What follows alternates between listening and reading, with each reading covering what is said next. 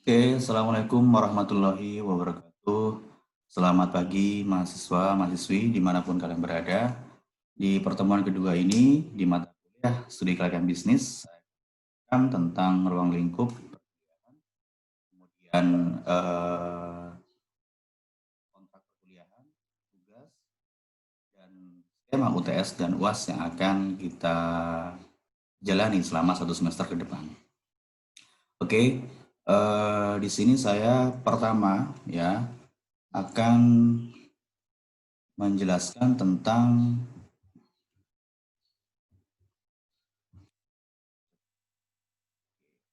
ya, di minggu kedua ini di mata kuliah studi kelayakan bisnis ya.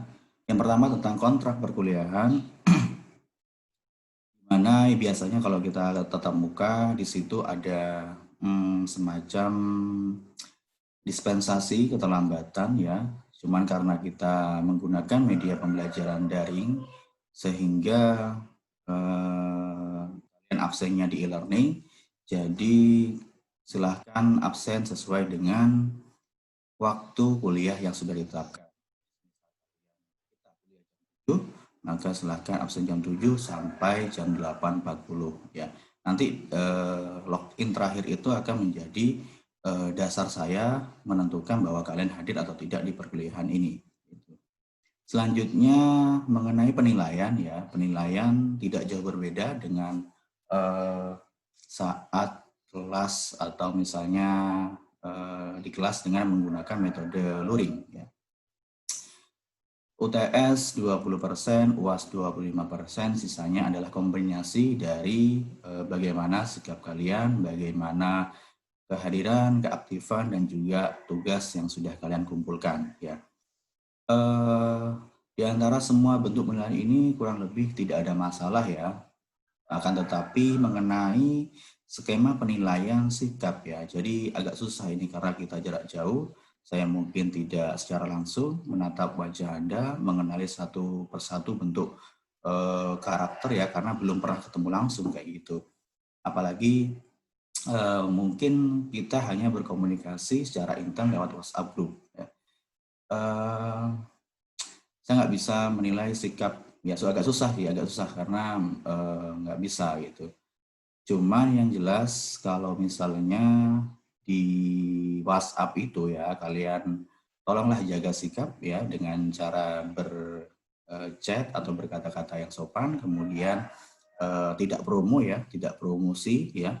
Itu menurut saya juga termasuk bentuk bentuk mahasiswa yang nggak punya akhlak sih kayaknya ya, karena itu grup kuliah ya, bukan grup promosi.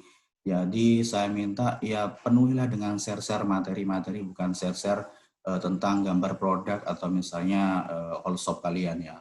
Itu merupakan kunci sikap. Nanti saya akan kasih waktu untuk istilahnya apa ya? Mungkin ada minggu sale atau nanti ada minggu promo gitu. Silahkan kalian share barang all shop kalian.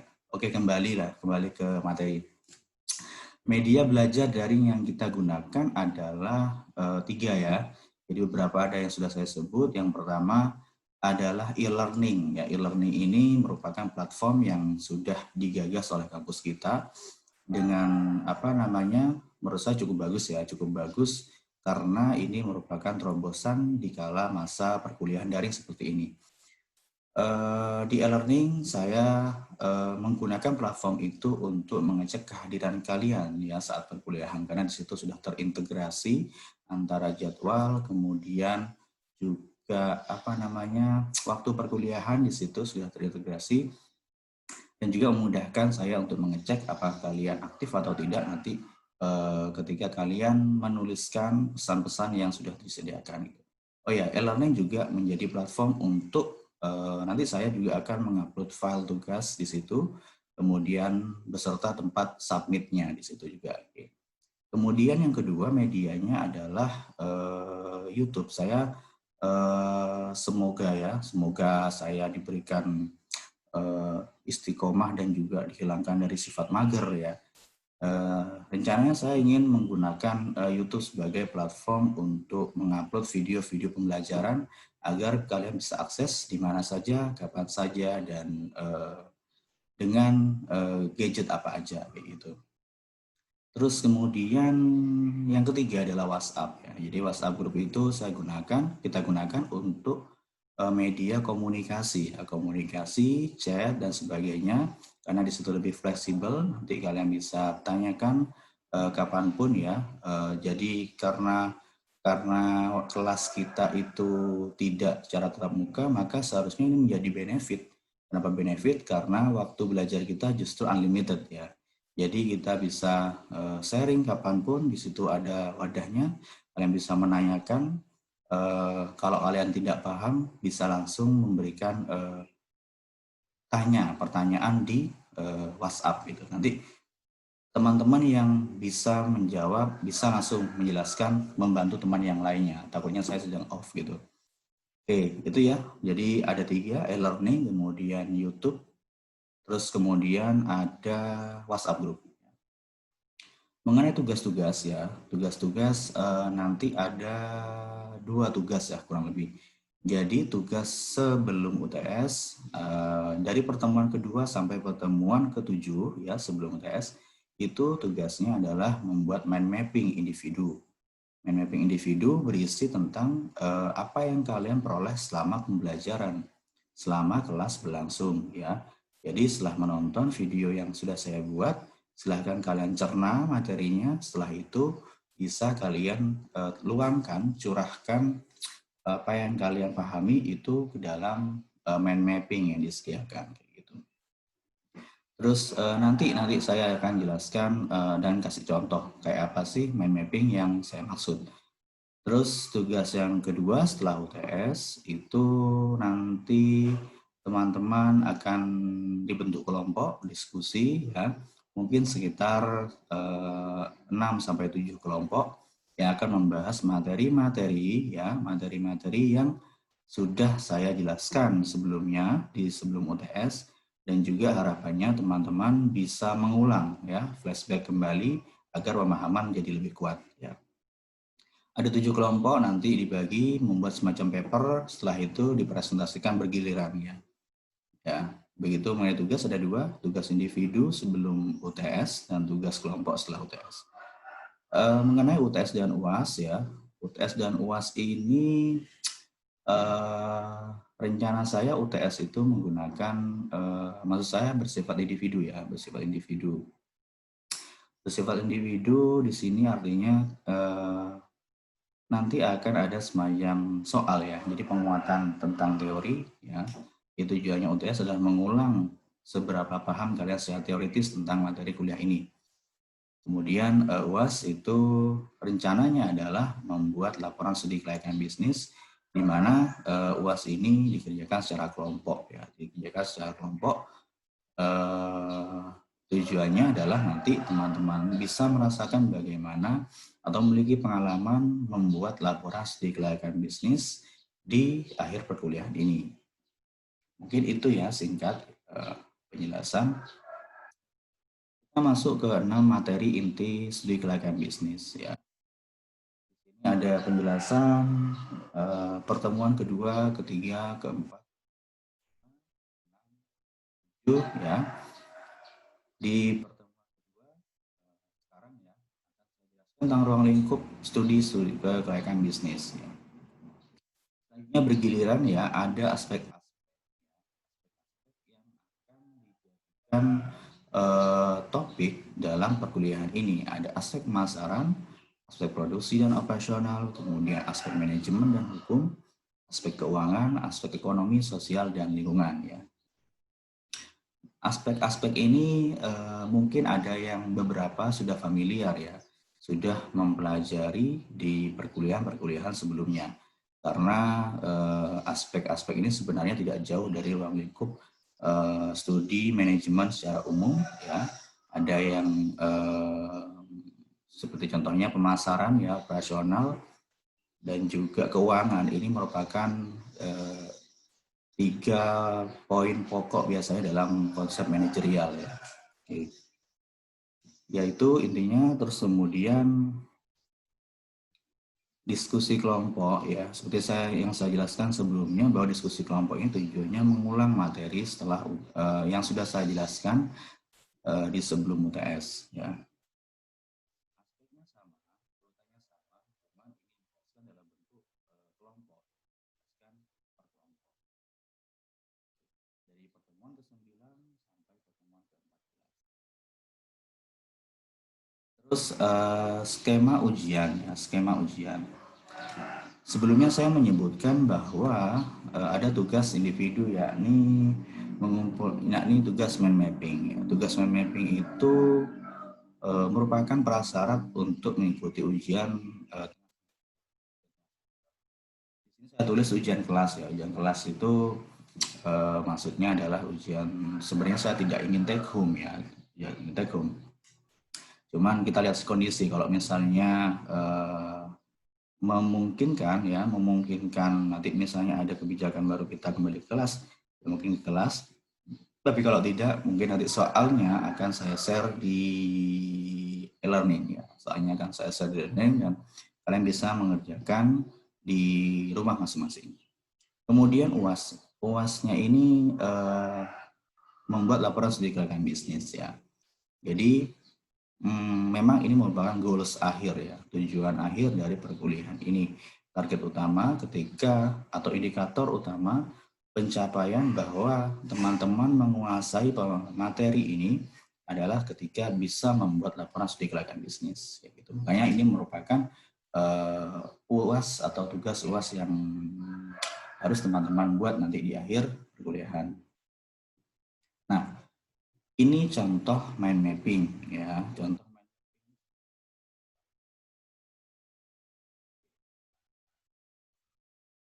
Ini adalah contoh mind mapping materi manajemen pemasaran ya, manajemen pemasaran. Jadi kenapa sih Pak kita harus membuat mind mapping ya? Karena saya menyadari bahwa semakin ke depan kita harus mencatat sesuatu seefektif dan seefisien mungkin ya. Jadi mungkin kita ada di satu forum terbatas, ada waktunya juga limit, kemudian materinya cukup banyak. Nah, kita harus bisa memfilter mana materi yang bisa kita simpan di otak dan juga materi yang kita tuangkan dalam note masing-masing. Ya. Nah, di sini yang membedakan mind mapping dengan note biasa atau catatan mungkin kalian menulis di binder itu adalah kalau mind mapping itu sifatnya lebih terkonsep, terpetakan. Map itu kan peta ya. Jadi di sini ada banyak gambar-gambar, itu ilustrasi saja ya, tidak harus gambar. Artinya Pak saya nggak bisa menggambar gitu. Ya bukan alasan kalian tidak harus membuat tugas ini, enggak. Tapi yang ingin saya tekankan adalah mind mapping itu ada semacam pemetaan ya. Jadi dari satu induk materi inti itu kita petakan apa definisinya, kemudian environment-nya, kemudian strateginya, value-nya, dan sebagainya. Nah itu nanti bercabang ke samping kayak gitu. Ini tidak harus seperti ini, tapi ini semacam gambaran yang bisa kalian jadikan acuan ya, acuan seperti apa kayak gitu. Dan untuk melatih keefektifan kalian dalam mencatat, saya batasi mind mapping ini hanya satu lembar HVS A4 saja ya. Ingat, harus tertuang dalam satu materi, satu video yang saya upload itu silahkan ambil sari-sari pemahamannya, kemudian kalian tuangkan dalam bentuk satu lembar HVS A4 seperti ini. Oke. Ya, nanti saya share aja juga ya PPT-nya di grup ya. Terus kemudian ya di sini poinnya adalah bagaimana kita pintar untuk menuangkan dan juga creativity sih kalau saya lihat, karena di sini ilustrasi juga berperan penting ya, tapi tidak menjadi main isu di sini. Gitu ya.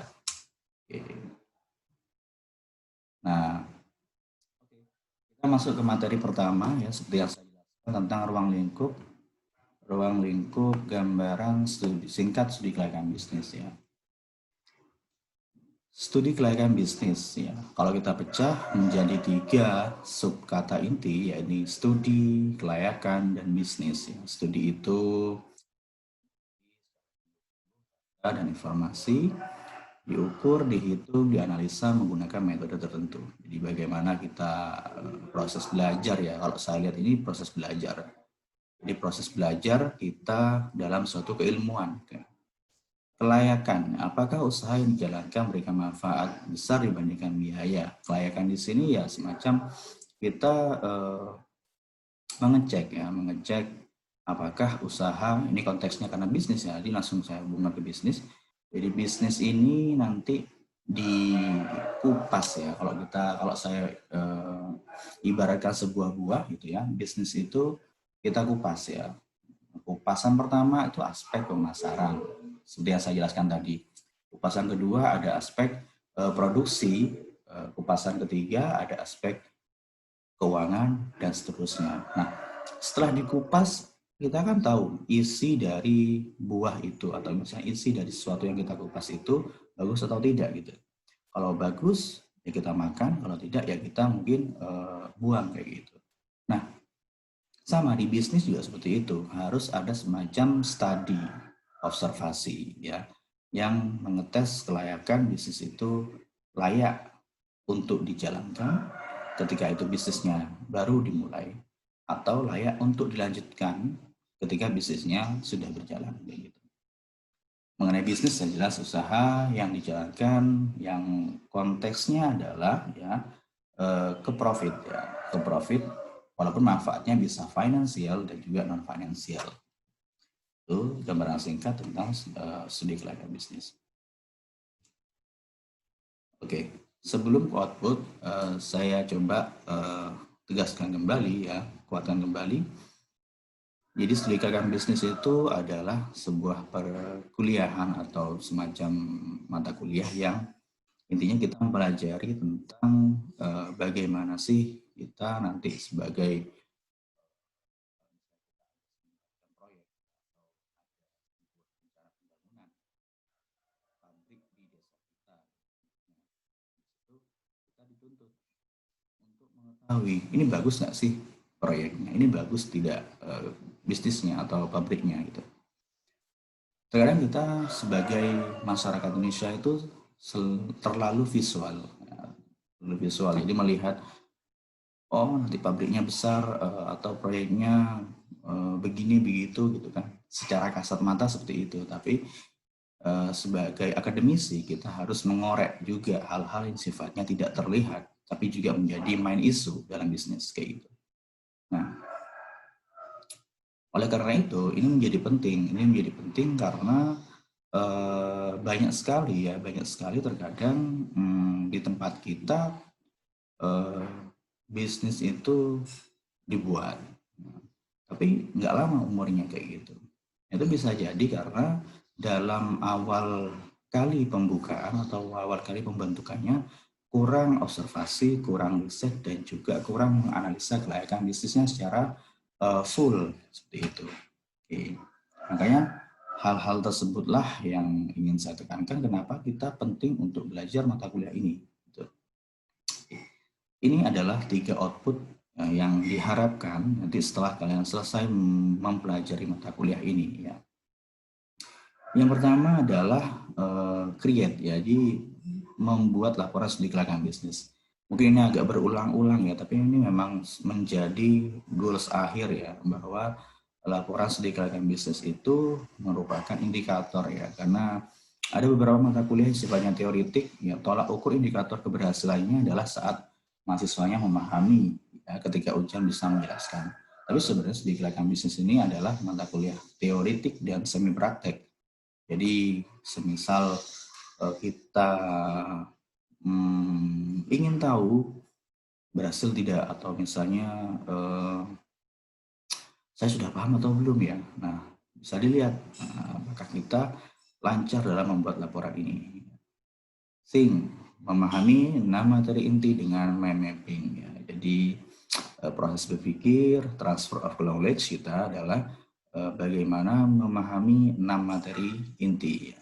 Ada beberapa di buku itu kayak bukunya Kashmir dan lain-lain itu memiliki beberapa pendapat yang berbeda. Ada aspek AMDAL yang mungkin dimasukkan, ada aspek-aspek yang lain seperti manajemen dan hukum itu dipisah terkadang begitu.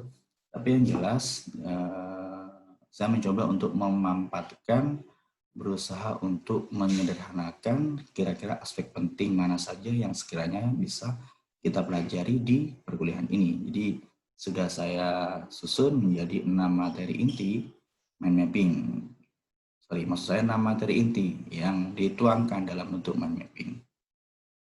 Yang terakhir adalah attitude, memiliki kepribadian baik dan disiplin. Ya,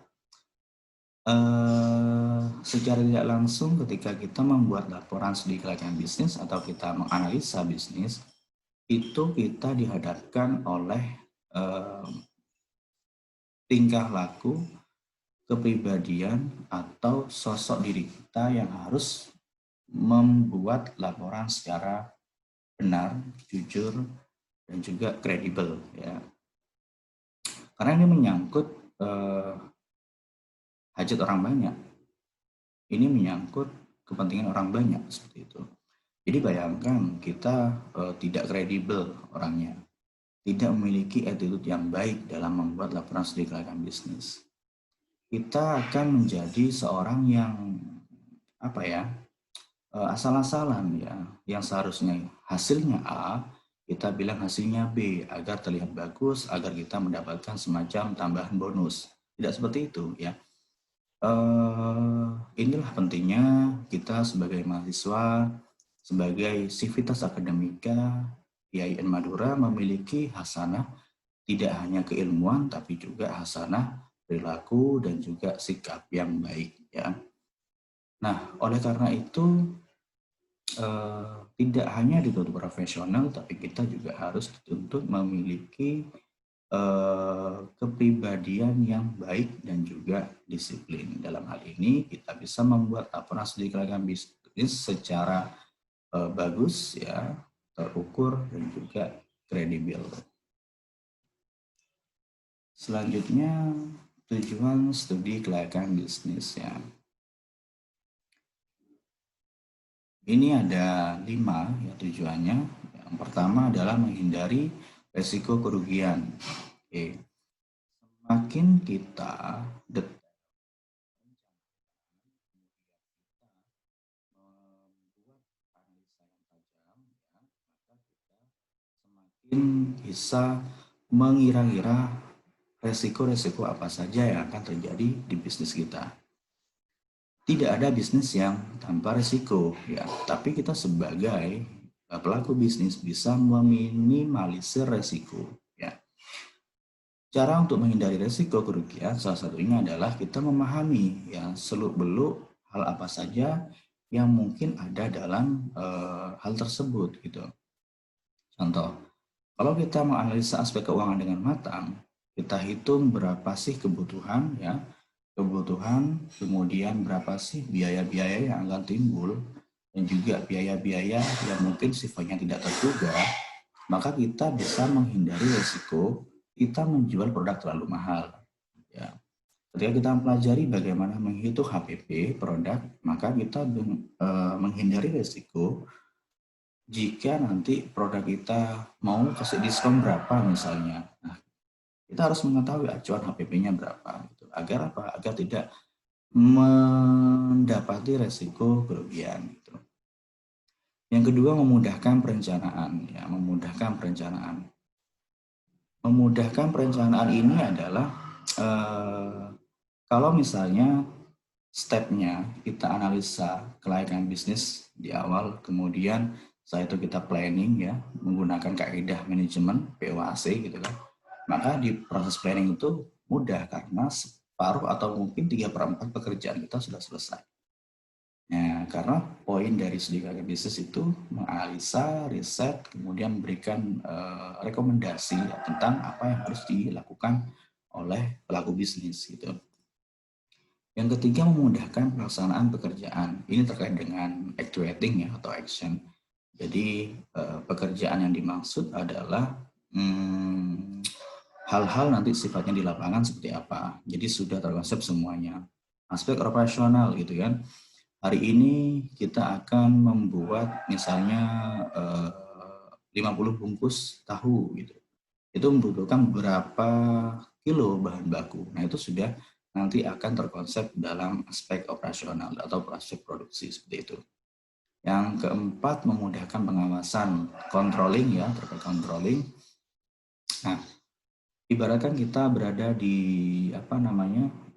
sebuah taman gitu ya, taman. Di situ ada berbagai macam kegiatan aktivitasnya. Kita bisa mengawasi dengan mudah itu saat kita memahami komponen-komponen dalam taman itu gitu.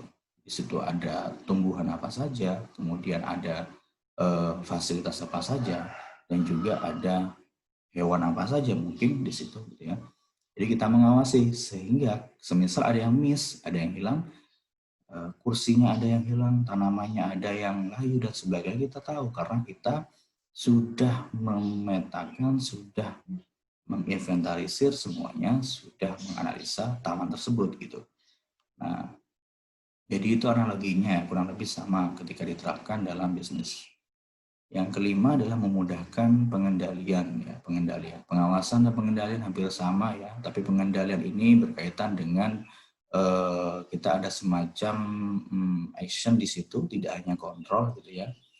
Kalau pengawasan itu kita sifatnya hanya eagle eye ya, jadi kita mengamati dari mata elang gitu kan, dari atas gitu, mengawasi seperti apa.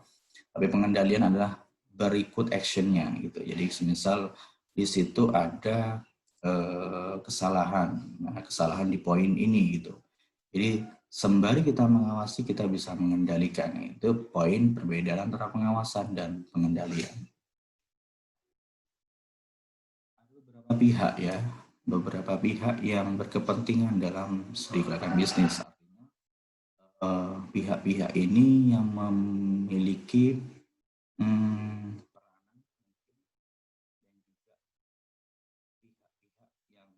butuh nantinya laporan studi kelayakan bisnis. Yang pertama jelas pelaku bisnis ya. Yang pertama pelaku bisnis. Yang kedua kreditur, yang ketiga pemerintah, yang keempat masyarakat. Pelaku bisnis ini ya kita, mungkin kita memiliki usaha sendiri ya atau orang tua kita gitu ya. Itu penting untuk melihat bagaimana orientasi profit dan juga bagaimana how to increase about earning, how to increase about profit gitu ya. Kemudian kreditur itu pihak perbankan ya. Pihak perbankan di sini adalah kalau kita membutuhkan semacam suntikan dana dalam usaha, kita butuh semacam penguatan modal. Di situ kita perlu kerjasama dengan pihak perbankan. Nah, perbankan atau pihak kreditur itu akan mudah memberikan pinjaman saat kita bisa ya memberikan laporan atau review bisnis kita seperti apa gitu. Semakin detail reviewnya, semakin bagus. Semakin kredibel perusahaan kita, ya semakin dinilai oleh kreditur perusahaan kita adalah perusahaan yang siap gitu. Karena tidak sedikit perusahaan yang sebenarnya bagus tapi secara administratif itu tidak terdokumentasi dengan baik. Yang ketiga adalah pemerintah.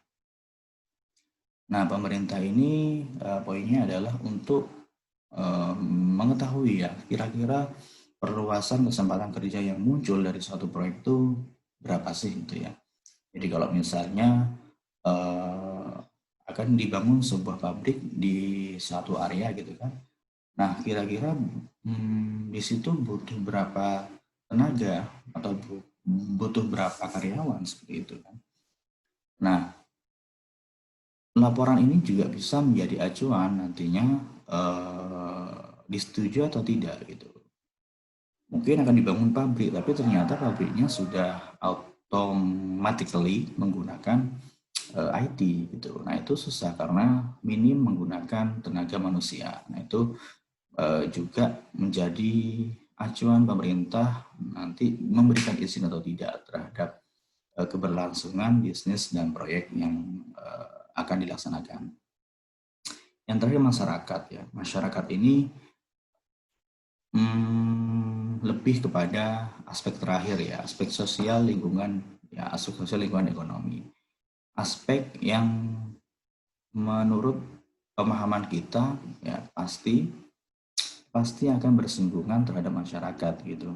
Jadi bisnis itu semakin besar itu pasti akan memberikan dampak ya. Kalau tidak dampak positif ya negatif. Kalau tidak menyerap tenaga kerja dengan banyak, masyarakatnya semakin makmur, ya mereka akan merasakan mungkin negatifnya pencemaran. Itu yang paling sering terjadi. Kemudian mempengaruhi kebiasaan-kebiasaan yang semisal pemukimannya biasanya sepi, tiba-tiba jadi ramai, kemudian banyak sekali tumbuh usaha-usaha baru, terus tumbuh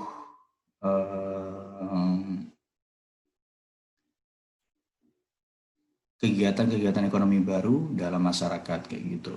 Jadi keempat pihak ini yang berperan gitu ya, dan juga penting dalam mengetahui laporan studi kekayaan bisnis gitu. Nah, ini beberapa aspek kesuksesan dalam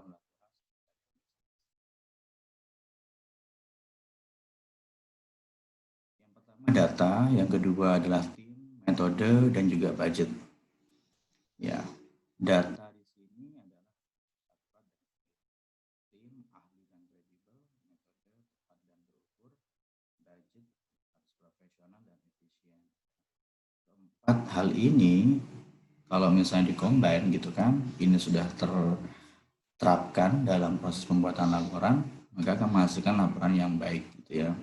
Budget menjadi hal yang tidak bisa dipungkiri ya, semakin banyak budget yang kita miliki maka semakin bagus gitu kan. Nah, itu bukan berarti walaupun nanti tugas UASnya itu nggak ada budget, kalian bisa bikin laporan asal-asalan, nggak gitu. Intinya adalah budget ini ketika di lapangan ya pasti beda. Budget yang banyak akan bisa menggunakan riset yang lebih luas gitu kan. Kalau budgetnya sedikit maka risetnya bisa lebih disederhanakan ya. Akan mempengaruhi juga ketepatan dan tingkat terukur ya, dari sebuah metode. Jadi pemilihan metode yang poin 3 ini ya menentukan tepat dan tidaknya. Seperti analogi saya tadi itu menganalogikan kita akan mengupas buah ya. Metode itu alatnya. Kalau buah kita kupas menggunakan kapak akan sulit, maka tidak tepat. Ya, makanya kita harus tahu metode apa yang pas untuk mengupas atau metode apa yang pas untuk menganalisa. Tim ini menjadi penting ya. Jadi kadang proyeknya bagus, bisnisnya bagus, tapi kitanya sendiri juga baik gitu kan. Tapi kalau tim kita juga kurang membantu, itu juga akan mengaruhi laporan gitu ya. Karena sifatnya ini tidak bisa dikerjakan sendiri, harus ada berbagai macam pandangan ya, yang itu terwakili dari beberapa komponen anggota-anggota yang ada di bawah kita untuk memberikan semacam perspektif yang berbeda seperti itu. Selanjutnya adalah data ya, harus akurat dan valid ya, harus akurat dan valid. Data di sini adalah data awal ya, data awal yang akan dijadikan acuan untuk proses observasi data selanjutnya seperti itu. Oke, mungkin itu ya penjelasan materi tentang ruang lingkup dan juga kontrak di pertemuan kedua ini ya.